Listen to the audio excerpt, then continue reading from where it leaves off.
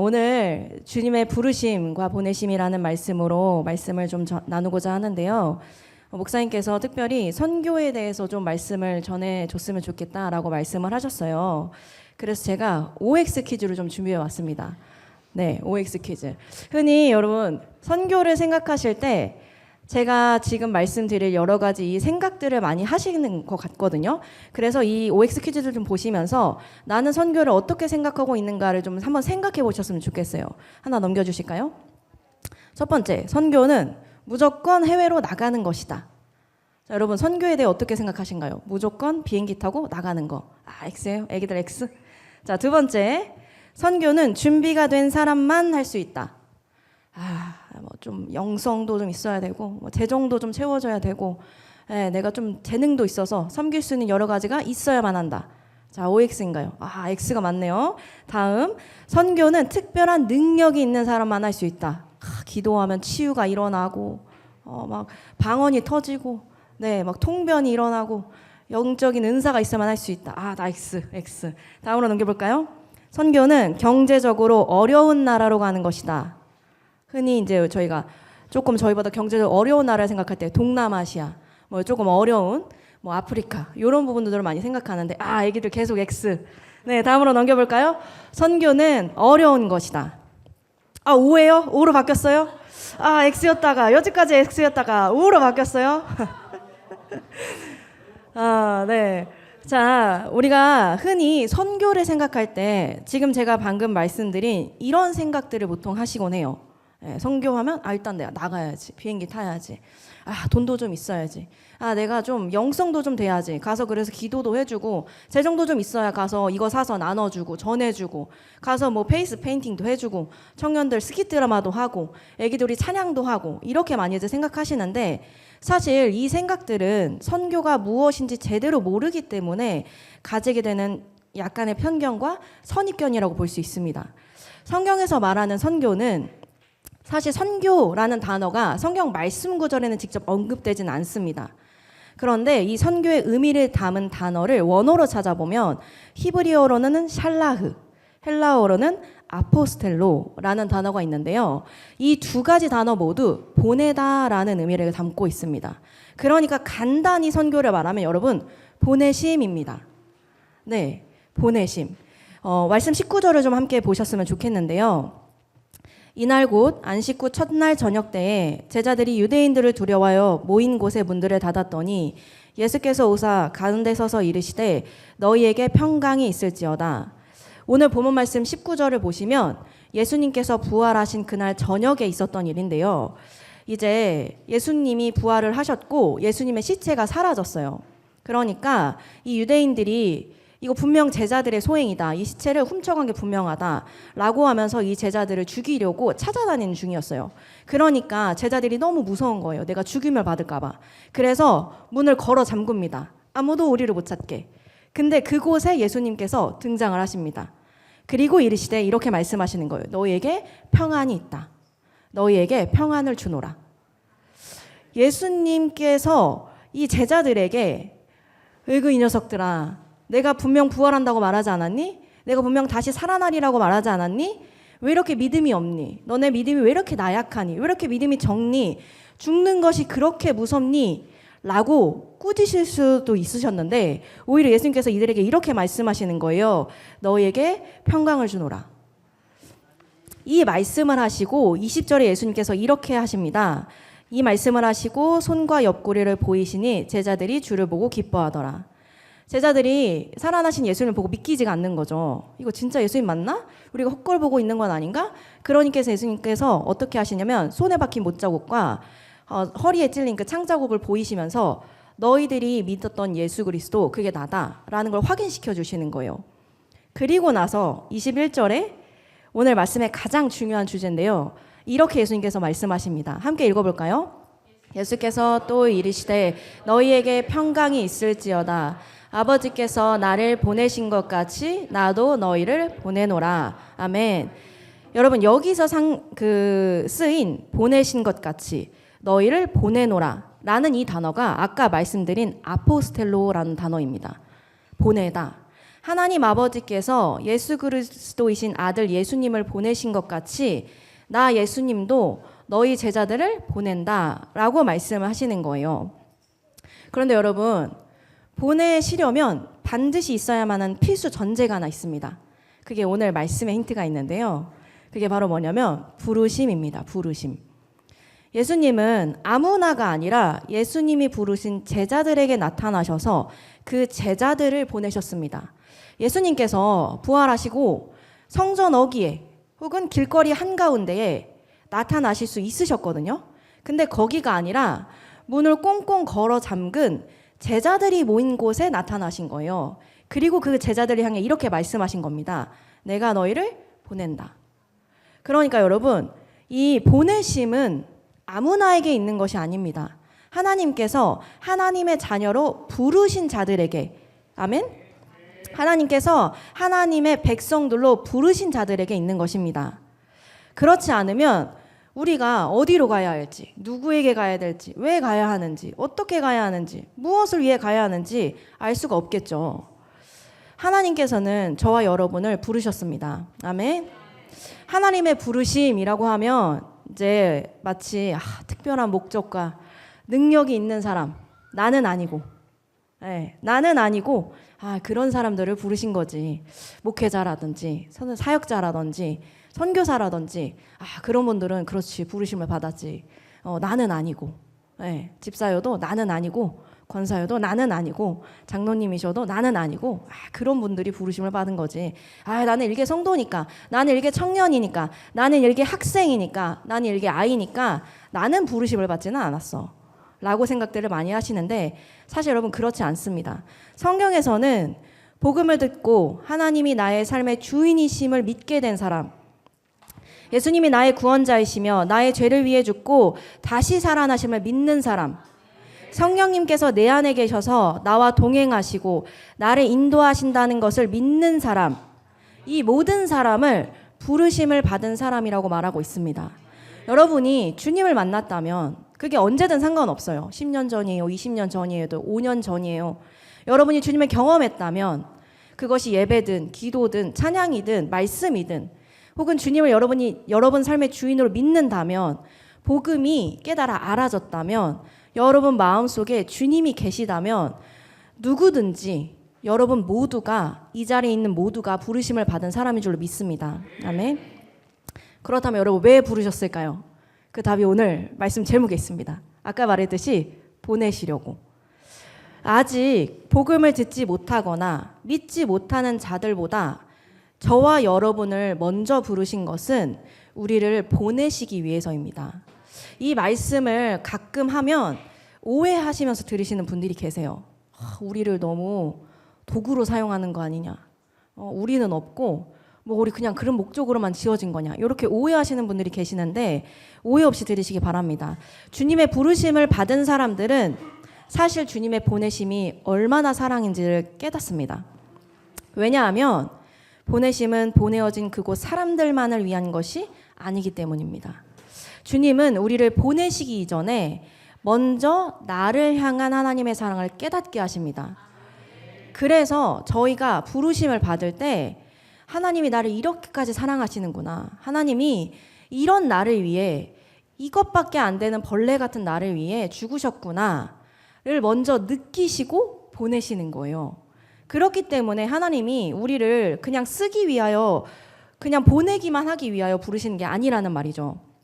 그래서 성경에 여러분 수많은 인물들을 보시면 이 부르심을 받고 가만히 있었던 사람이 단 한 명도 없습니다.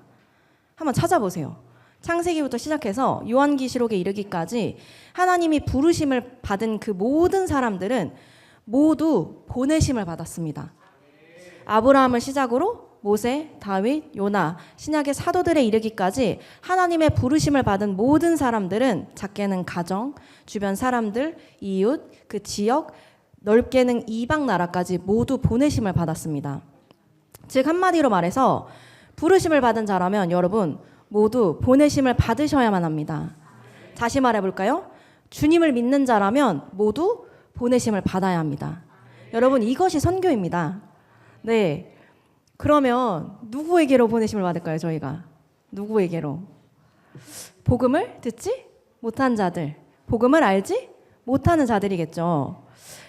우리가 흔히 이 복음을 듣지 못한 자, 복음을 알지 못한 자들을 얘기할 때 미전도 종족이라는 단어를 많이 사용하거든요.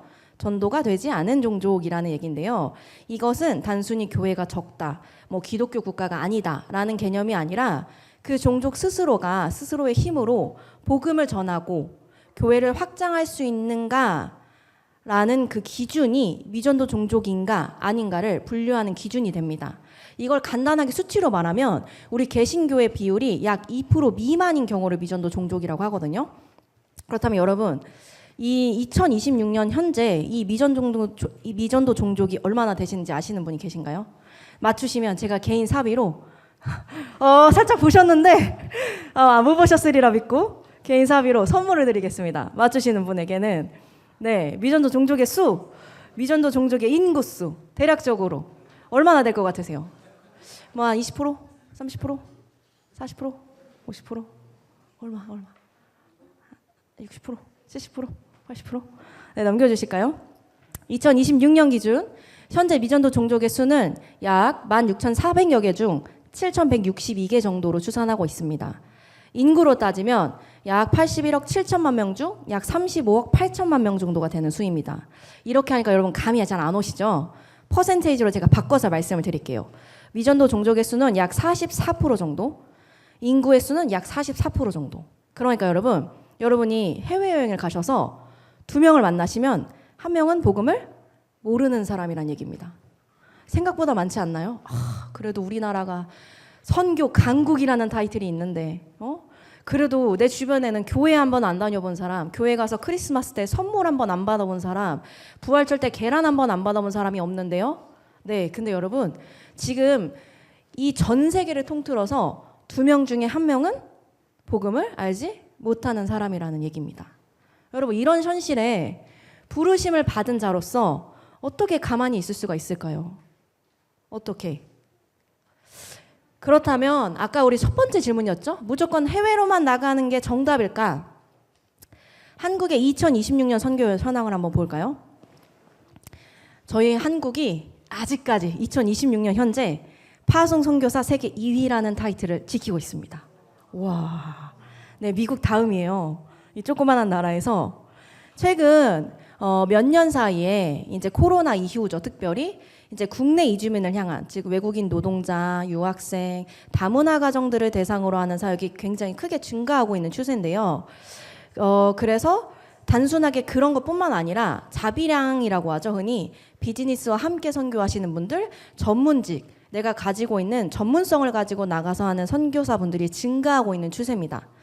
그런데 장기 선교사의 현재 평균 연령이 보이시나요? 10명 중 7명이 50대 이상.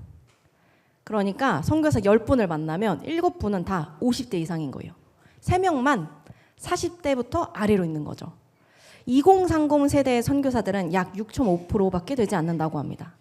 여러분 6.5%예요. 100명을 보시면 6명만 20, 30대 선교사인 거예요.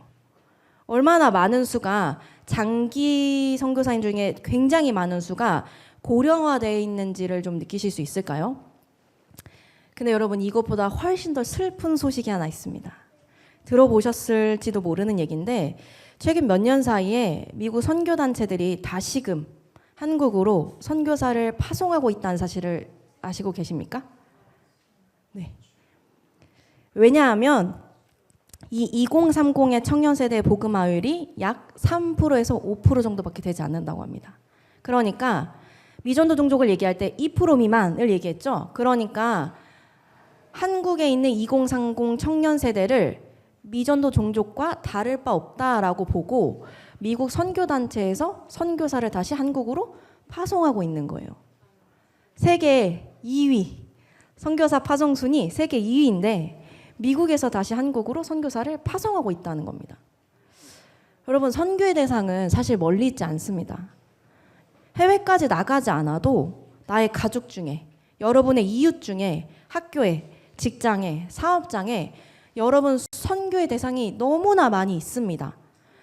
지금 우리가 보내어진 곳, 그것이 어디든 상관이 없습니다. 우리 아이들 학교에서 중고등학교 친구들 학교에서 학원에서 성인분들 직장에서 사업장에서 여러분이 있는 곳이 어디든 선교할 수 있다는 얘기거든요. 여러분 그러면 우리가 무엇을 전해야 될까요? 당연히 복음이겠죠. 오늘 말씀 23절을 함께 보실까요? 너희가 누구의 죄든지 사하면 사여질 것이요 누구의 죄든지 그대로 두면 그대로 있으리라 하시니라. 이 말씀은 여러분 저희가 나가면서 즉 보내어지면서 무엇을 전해야 되는지를 함축적으로 담고 있는 말씀인데요. 이 말씀을 쉽게 풀어서 말씀을 드리면 너희는 나가서 예수님의 죄사함의 기쁜 소식을 전하고 그것을 믿지 않는 자들은 그 책임을 지게 될 것이다 라고 말씀하시는 말씀입니다. 여러분 주변에 선교 대상이 한 명도 없다 계신가요? 나는 100% 다 믿습니다. 제 주변에 모두가 다 교회를 다니고 하나님을 사랑하며 복음을 알고 있습니다. 아니죠. 한 명 이상은 무조건 있으실 거예요. 자, 우리가 무엇을 전해야 되는지 모르시는 분 있으실까요? 예수님이 2000년 전에 나를 위해 이 땅에 오셔서 죽으시고 다시 살아나심으로 내 죄를 사하셨다. 그래서 우리가 죄사함을 받아 이제 더 이상 죄인이 아니라 하나님의 자녀가 되었다. 이 사실 모르시는 분이 계신가요? 너무 많이 지겹도록 들으셔서 알고 계시죠. 자, 선교 대상도 있고 무엇을 전해야 하는지도 알고 계십니다. 자, 그럼 이렇게 질문 드려볼게요. 이게 쉽나요? 이게 쉽던가요? 어려운가요? 쉽지 않아요? 어려운가요? 여러분 선교를 할 때 저희가 무엇이 필요할까요? 선교를 할 때 전도를 할 때 보통 저희가 우리가 뭔가 준비해야 되는데 뭐가 필요할까 하면 저희가 보통 생각하는 건 돈, 재능, 시간, 은사 이런 것들을 많이 떠올려요. 맞죠? 당연히 필요합니다. 네, 너무 필요해요. 근데 여러분 선교에 있어서 정말 가장 필요한 것은 사실 주님을 향한 사랑입니다. 네, 이웃을 향한 사랑입니다. 여러분 이 사랑이 있으면 여러분 돈이 필요하시고 시간이 필요하시고 재능도 필요하시고 은사도 필요하실 때 여러분 주님께 구하게 되어 있어요. 구하지 않을 수가 없습니다. 왜냐하면 주님을 너무 사랑하니까. 왜냐하면 이 영혼을 너무 사랑하니까. 그러면 주님께서 그 필요를 따라 반드시 부어주십니다. 아멘. 제가 멕시코 갔을 때 얘기를 짧게 들려드릴게요. 저희가 2019년에 처음 멕시코를 갔었는데 저희가 있던 곳에서 약 차로 8시간을 가야 하는 거리였고 그 중에 4시간은 꼬불꼬불 산길이었어요. 여러분 4시간 꼬불꼬불 산길 타보신 적 있으신가요? 정말 힘들어요. 계속 올라가는 거예요. 계속 올라가는 거예요. 고도도 높아지고 꼬불꼬불 길이 우리나라처럼 잘 되어 있지 않습니다. 중간에 파여 있고 돌이 쏟아져 있고 거기를 4시간을 타고 올라가는 거예요. 그러다가 이제 저희가 내렸어요. 어떤 한 건축 현장을 보여주시는 거예요. 선교사님이. 그때 저희 오셨던 양국지 선교사님이 지어지다 말았죠. 당연히. 건축 현장이 시멘트 이렇게 되다 말았고 철근 보이고 그걸 왜 보여주셨냐. 그 산골짜기에 이제 교회를 지으려고 하고 있는 중이었어요. 건축 현장이었죠. 그래서 선교사님께서 여기 계신 분들에게 이렇게 한국에 선교팀이 오니까 필요한 게 있으면 혹시 한번 말해봐라. 우리가 그 부분을 지원을 해주겠다라고 말씀을 드렸나 봐요. 재정 당연히 필요하죠. 돈이 어디 있겠어요. 건축 자재? 여러분 그 건축 자재 꼬불꼬불 4시간을 그 저희 같은 좋은 차, 새 차도 아니고 거기 막 30만 킬로, 40만 킬로 이런 차를 타고 올라가야 되는 거예요. 중간에 가다 서다 퍼지다가 멈췄다가 고쳤다가 이렇게. 여러분 그리고 인력, 그 산골짜기에 사람이 많으면 얼마나 많을까요? 너무 부족하죠. 그래서 선교사님이 이걸 우리가 다 해줄 수는 없다. 재정이든 뭐 건축 자재든 인력이든 필요한 걸 가장 필요한 걸 말씀해 보세요. 저희가 그거를 섬기겠습니다. 여러분 이 멕시코 현지에 계셨던 분들이 뭐라고 대답하셨을 것 같으세요? 다 필요해요. 네, 다 필요하죠. 돈이 있으면 일단 다 되니까 돈으로 주세요. 뭐라고 할 것 같으셨나요? 선교사님이 이렇게 말씀하셨습니다. 이분들이 저희는 함께 예배했으면 좋겠습니다.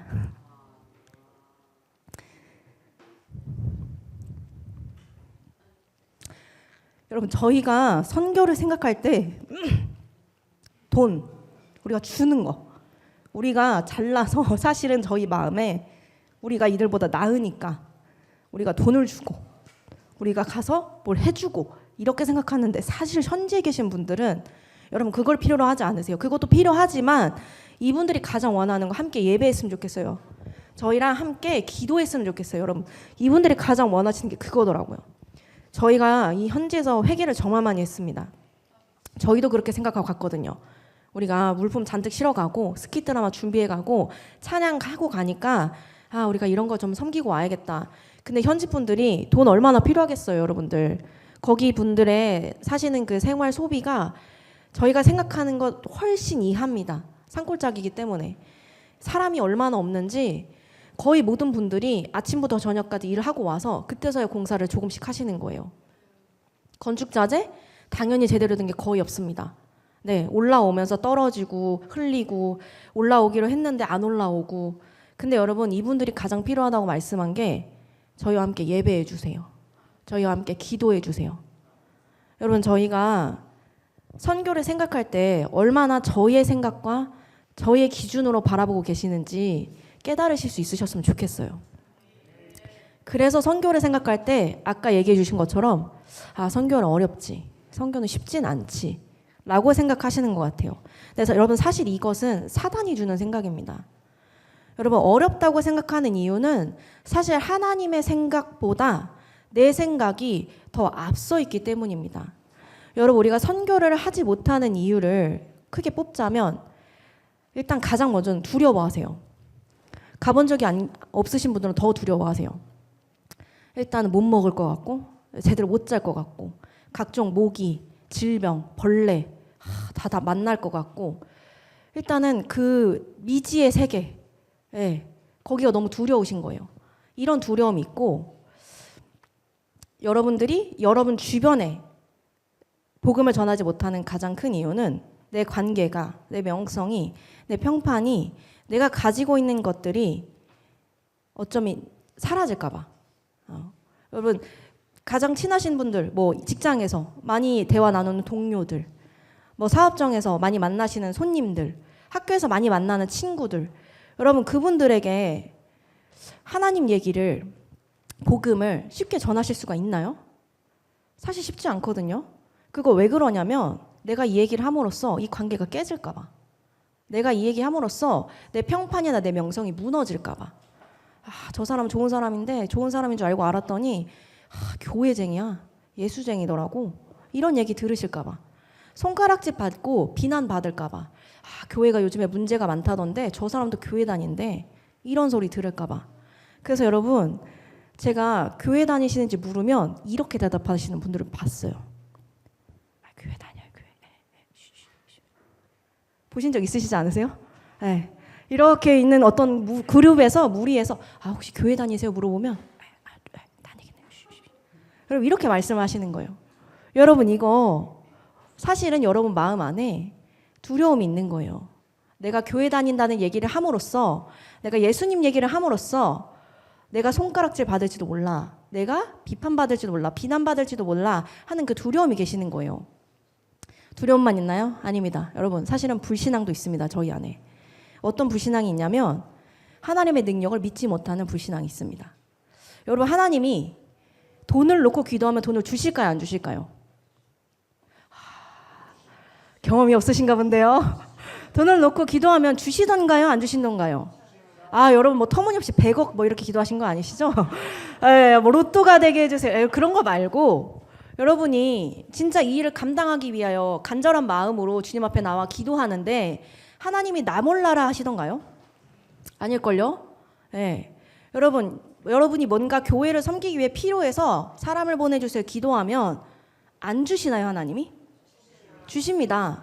근데 여러분, 그 능력의 하나님을 저희가 사실은 믿지 못하는 거예요. 이렇게 한다고 뭐가 될까? 내가 예수님 얘기 한번 한다고, 내가 교회 다닌다는 얘기 한번 한다고, 내가 그냥 이 사람들한테 그런 거 조금 한다고 이 사람들이 진짜 믿을까?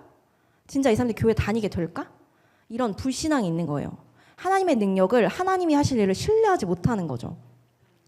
여러분, 이것만인 줄 아십니까? 더 위험하고 심각한 우리 게으름과 나태함이 있습니다. 저는 게으름과 나태함이 없다고 말씀하시는 분들을 한 번도 본 적이 없어요.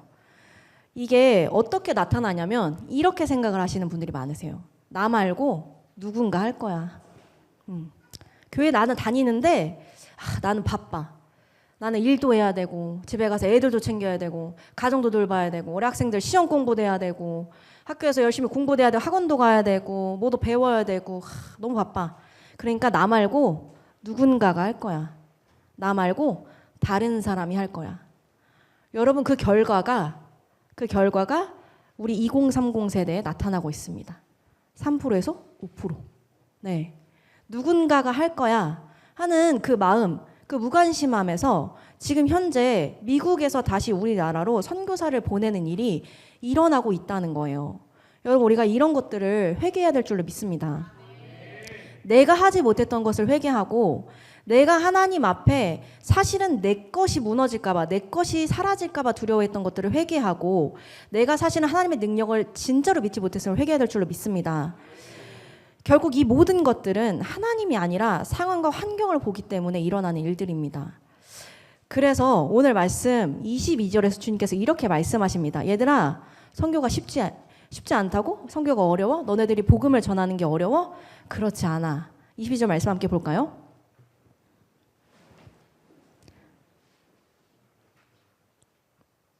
다들 성경책 없으신가요? 앞에만 보고 계시는데. 네, 함께 읽겠습니다. 이 말씀을 하시고 그들을 향하사 숨을 내쉬며 이르시되 성령을 받으라. 여러분, 주님은 우리가 가진 것만으로 선교해라라고 하신 적이 한 번도 없습니다. 너네가 알아서 해라. 나는 보고만 있을 테니. 라고 하신 적이 없습니다. 오늘 말씀해 보시면 예수님이 제자들을 보낸다라고 말씀하시고 이르시되 성령을 받으라라고 말씀하시는 거예요. 여러분, 주님은 성령을 우리에게 주심으로 우리를 보내십니다. 성령으로 함께 동행하여 주시는 거예요. 이 모든 능력을 가신 성령님과 함께라면 여러분 선교는 결코 어려운 것이 아닙니다. 아멘. 자, 그럼에도 불구하고 아직도 선교가 어렵다고 생각하실까 봐 제가 몇 가지 실제 방법을 소개를 좀 해드리려고 해요. 자, 여러분 잘 기억하세요. 내가 직장에서 이렇게 한번 해봐야겠다. 내가 사업장에서 이렇게 한번 해봐야겠다. 내가 학교에서 우리 체리 학교에서 이렇게 한번 해봐야겠다. 첫 번째 뭐냐면 자랑입니다. 자랑. 저희 단독방에 목사님이 그거 올리시죠. 목회자 자랑, 교회 자랑, 예배 자랑하시라고. 여러분 주변에 계신 분들에게 나는 한 번도 주식 자랑하는 거, 자식 자랑하는 거, 내 집 자랑하는 거, 내 차 자랑하는 거 들어본 적이 없다. 주변 사람들에게. 한 번도 내 인생 살면서 나는 그런 자랑을 한 번도 들어본 적이 없다. 있으신가요? 없으시죠? 여러분, 세상 사람들이 세상 것 자랑하듯 우리는 주님을 자랑할 수 있습니다. 교회를 자랑할 수 있습니다. 우리 목회자를 자랑할 수 있습니다. 주식이 몇 배가 뛰었다. 그런 말씀 들으시면 여러분 이렇게 말씀하세요. 나는 은혜가 몇 배가 뛰었다. 얼마나 감사한지 모른다. 세상에 은혜가 이렇게 쭉쭉 2배, 3배. 이게 말이 되냐? 200배, 300배. 자, 여러분 자식 자랑. 누가 서울대를 가 카이스트를 가가지고 세상에 이번에 삼성에 LG에 하이닉스에 입사를 하고 우리 교회가 세상에 이번에 이런 일을 감당해가지고 은혜의 통로가 됐다. 얼마나 감사한 일인가요? 내 집 자랑. 이번에 어디에 10몇 억짜리 집을 샀는데 뭐가 자동이고 뭐 옵션이 여러고 방이 몇 개, 화장실이 몇 개고 뭐 집에서 엘리베이터 부르면 바로 엘리베이터 오고 여러분 우리 목사님 마음이 한 200평 정도 되셔가지고 내가 말을 치치리도 안 듣는데 순종도 안 하고 근데 목사님은 밤낮 나를 위해 눈물로 기도하시고 사랑해 주시고 축복해 주신다라고 자랑하실 수 없으신가요? 있으시죠? 여러분 자랑하십시오. 좋은 거 자랑하십시오. 우리 예배가 이렇게 뜨겁다. 내가 교회에서 이런 은혜를 받고 있다. 자랑하십시오. 그리고 두 번째가 뭐냐면 소개입니다. 소개. 자, 맛집 소개. 한 번도 안 들어봤다. 나 내 인생 맛집 소개를 해본 적도 없고 들어본 적도 없다. 없으시죠? 여러분 맛집 소개하시는 그 맛 잘 알들, 맛을 잘 하시는 분들 그냥 이렇게 소개 안 합니다. 거기 가봐. 이렇게 안 하십니다. 어떻게 하시는지 아세요? 거기 갈비탕 국물이 72시간을 고와가지고 천연 재료만 넣고 MSG 하나도 안 써. 국물 한 딱 들이키면 이게 그냥 막 몸이 막 그냥 원기가 회복이 되면서 고기는 또 어떻고 이가 필요가 없어. 그냥 사르르 사라져. 여러분 이렇게 소개를 해주시거든요. 막 상상이 되시죠? 막 배고프시죠? 점심시간인데 여러분 주님을, 여러분이 만난 주님을, 여러분이 경험한 주님을, 여러분이 경험한 은혜들을 이렇게 소개 한번 해보세요. 야, 하나님이 세상의 마상이나 얼마나 섬세하시고 얼마나 좋으시고 얼마나 선하신지, 내가 이런 상황인데 나를 만나주셨어.